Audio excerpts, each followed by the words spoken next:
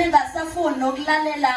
ngangalazi iqiniso ngangayazi inkohliso sengibiza umamambo ole sengibiza utatambo tayima kanti what I want what I do angibiza umama mntana mbuya ungahambi ngiyakuthanda igazi lami mathambami buya themba lami ungangishiyi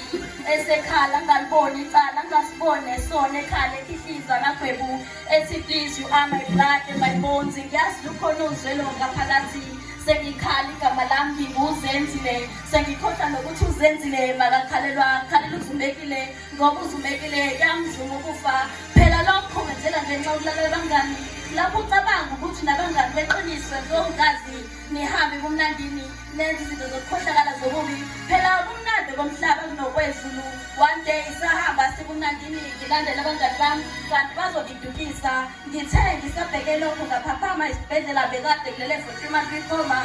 imagine intandana abangani sebekulahlile abasasha no-please call me ukubuza impilo nesimo senhlalo phela nesisho sithi when days are dark friends are few when I was discharged at the hospital my legs were not moving ngihamba ngihlala esinamasondo at Sunday bese ngiwahamba amasondo sengamukela uJesu inkosi nomsindisi wami langalima uJesu akhetha ukusindisa mina nempilo yami sengimdumisa ngimhayela ngimhubela sengithi riyalebuka Jesu nginako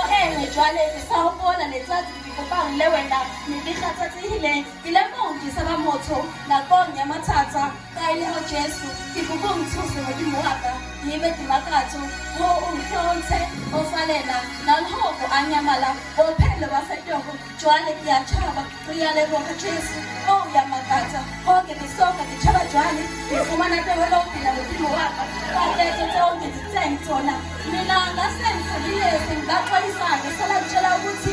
ungalaleli ukufaka emnyameni kepha ukulalela ukufaka ekukhanyeni baqinisile uma bethi indlela ibuza kwabaphambili iqiniso ngoba umuntu unikwa isikwake ephahluleke ukusebenzisa abazali nothisha nemphakathi benjeniqiniso-ke ephahluleke ukulalela ngisho nomlimi uvuna kutshalile indlela ibuza kwabaphambili kukhona enhle kukhona embi if you can't listen to people and your parents no one can accept you if you choose a good way or a bad way it's your own business ngoba isalatshelwa sibona ngomopho ukusasa lihle imbongi edumile ngoba yaziwo poem is my therapy audience ade asendazi